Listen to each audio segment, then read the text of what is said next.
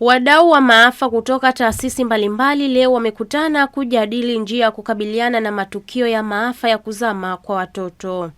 Akifungua kikao hicho, Katibu Mkuu Wizara ya Elimu na Mafunzo ya Amali Zanzibar, Amos John Enoch, amewataka wazazi na walimu wa skuli kuipokea elimu inayotolewa na Kamisheni ya Kukabiliana na Maafa Zanzibar ili kuwapatia wanafunzi pamoja na watoto waliopo majumbani inayohusiana na athari ya kuzama baharini, mitoni na maziwani. Shirikiana pamoja katika taasisi hizi, tutaona ni namna gani mtoto tunaanza kuangalia usalama wake kwa kupitia vitabu madarasani, lakini maafisa elimu wataenda kusimamia elimu ya huyu mtoto kwamba kule maskulini inafikishwa vizuri, lakini na sisi kama wizara kushiriki kwa mkurugenzi wetu pale nako tutaenda kuhakikisha kwamba kile tunachokiimplement katika swala hili kinatekelezeka kwa uhakika. Kwa hiyo ni matumaini yetu kwamba mwongozo huu utaenda kutusaidia kwa kiasi kikubwa sana kuhakikisha mtoto wa Kizanzibari hazami baharini. Wito wangu kwanza kwa walimu ni kuhakikisha huu mwongozo wanautekeleza kadiri utakavyoelekeza.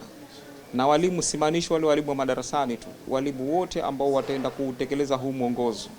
Kwa sababu kwanza sisi kama Wizara ya Elimu tunachokifanya ni kuwasomesha walimu wenyewe wajue kuogelea.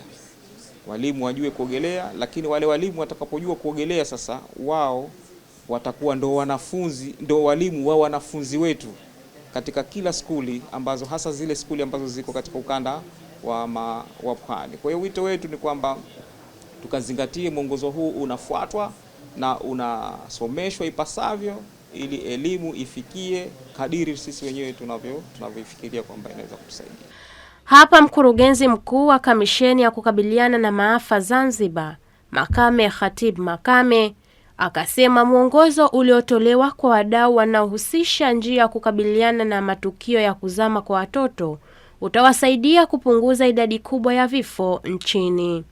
Nafikiri hili sote ni mashuhuda. Hivi karibuni tarehe 11 Julai tumepoteza ndugu zetu watatu wenye umri wa miaka kuanzia 12 hadi 16 katika eneo la Mbuzini. Na tukiangalia kwa msingi huo tunaona kuna umuhimu mkubwa wa wanafunzi wetu kujengwa kitaaluma katika masuala haya ya kuzuia kuzama. Sasa mwongozo huu umekuja kutokana na mkakati ulioandaliwa mwaka 2024 wa masuala ya kuzuia kuzama Zanzibar, na moja kati ya changamoto ambayo tulibaini kutokuwepo kwa vifaa sahihi vya kufundishia wanafunzi. Kwa hiyo huu mwongozo utakuja na matumizi ya vifaa, lakini pia kutambua jinsi ya kujiokoa. Na mbali ya hilo pia utakuja katika kuonyesha masuala ya mipango ya dharura katika maskuli yetu. Leo kama tunavyoshuhudia, Serikali ya Mapinduzi ya Zanzibar inakwenda na ujenzi mkubwa wa maskuli ikiwemo skuli za ghorofa.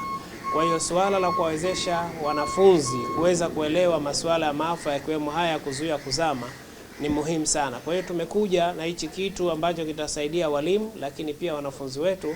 Lakini tukumbuke kwamba mwisho wa siku Zanzibar ni visiwa, tumezungukwa na bahari katika maeneo yote takriban.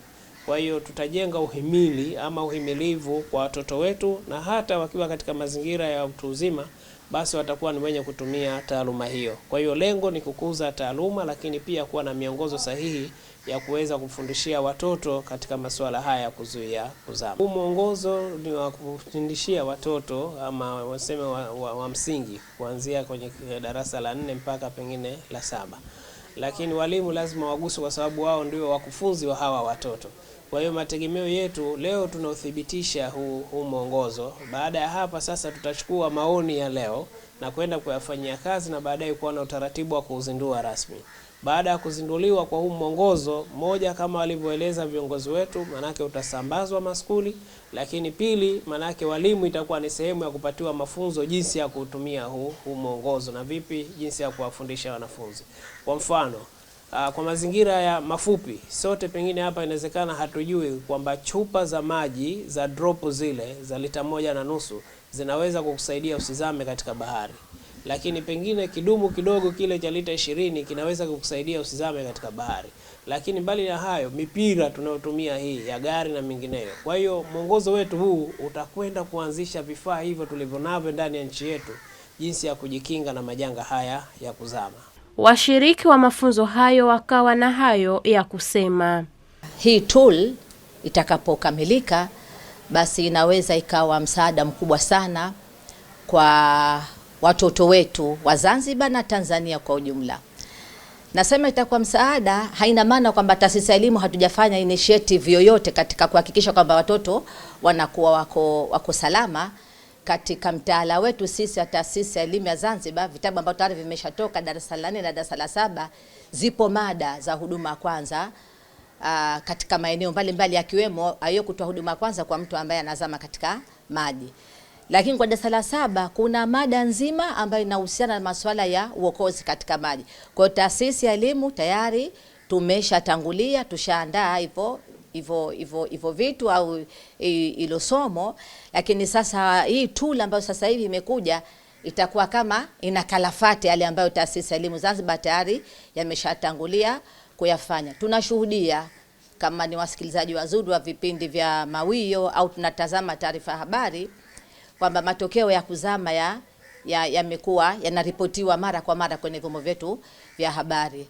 Kuna wanaozama katika mashimo ya mchanga, ikija mvua mashimo yanajaa, kwa hiyo pengine mtoto akipita haoni kama palikuwa pana shimo pale, anazama.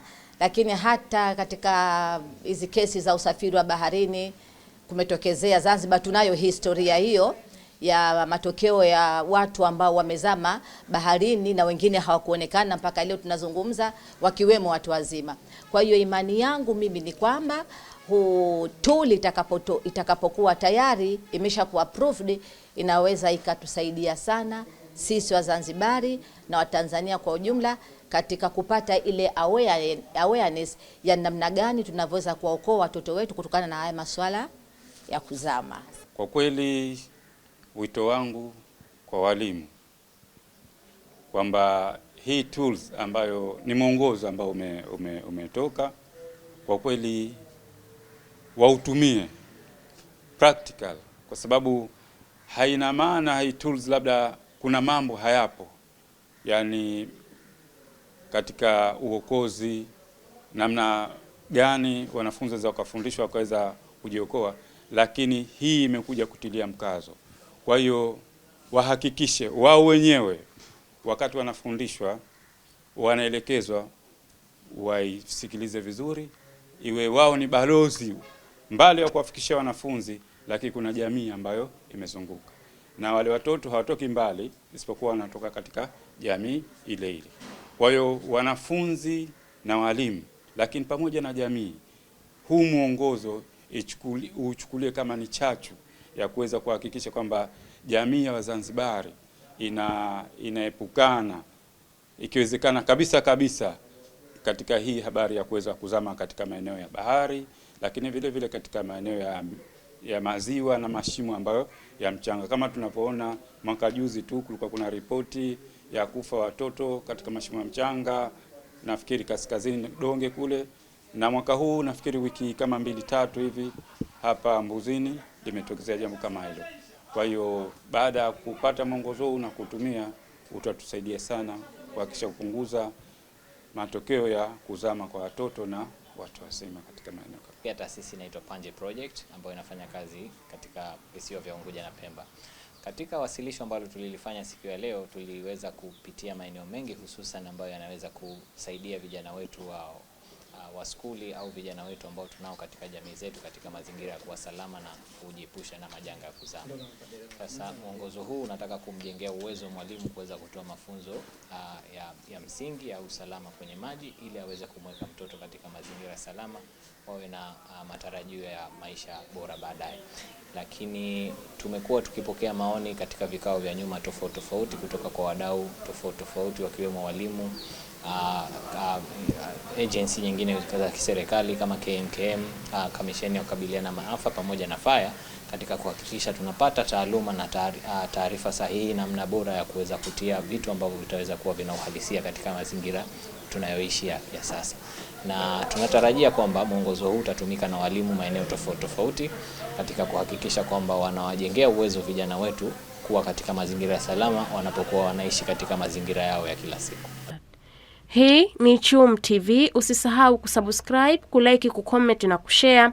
Ni mimi Kazija Mwinyi, CHUM TV.